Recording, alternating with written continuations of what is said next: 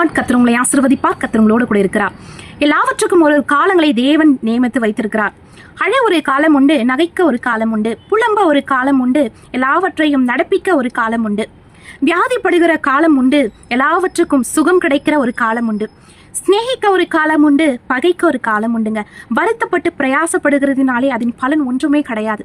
தேவன் நம் வாழ்க்கையிலே எதை செய்தாலும் நன்மைக்கு செய்வார் என்ற ஒரு நம்பிக்கையிலே நிச்சயம் நாம் காத்திருக்கிறவர்களா இருக்க வேண்டும். பிரசங்கி 3ஆம் அதிகாரம் 14ஆம் வசனம், தேவன் செய்வது எதுவோ அது என்றைக்கும் நிலைக்கும் என்று அறிவேன். அதனோட ஒன்றும் கூட்டவும் கூடாது, அதிலிருந்து ஒன்றும் குறைக்கவும் கூடாது. மனுஷன் தமது முகத்தில் பயந்திருக்கும்படி தேவன் இப்படி செய்திருக்கிறார். பாவமான வாழ்க்கையில, சகதியான வாழ்க்கையில நாம் போய்கொண்டு இருக்கும் பொழுது நன்மையை பற்றி நம்மளுக்கு ஒன்றும் தெரியாது. இப்போ ஏற்பட்ட ஒரு கஷ்டம், வேதனை, துன்பம், வியாதின்ற ஒரு சூழலுக்குள்ளே நம்ம போகும்போது தான் நம்ம எல்லாவற்றிலும் நிதானித்து அறிகிறவர்களா இருப்போம். அதனாலே தான் நாம் இப்போ இந்த சூழ்நிலையில கடந்து போகிறோம் என்று நீங்கள் நினைந்து கொள்ள வேண்டும். கர்த்தர் உங்களுக்கு எதை செய்தாலும் நிலை நிற்கும்படியாய் செய்வார். கர்த்தர் உங்களை அழிக்கிறதுக்காக அல்ல, உங்களை வாழ வைக்கும் தெய்வம். Praise the Lord.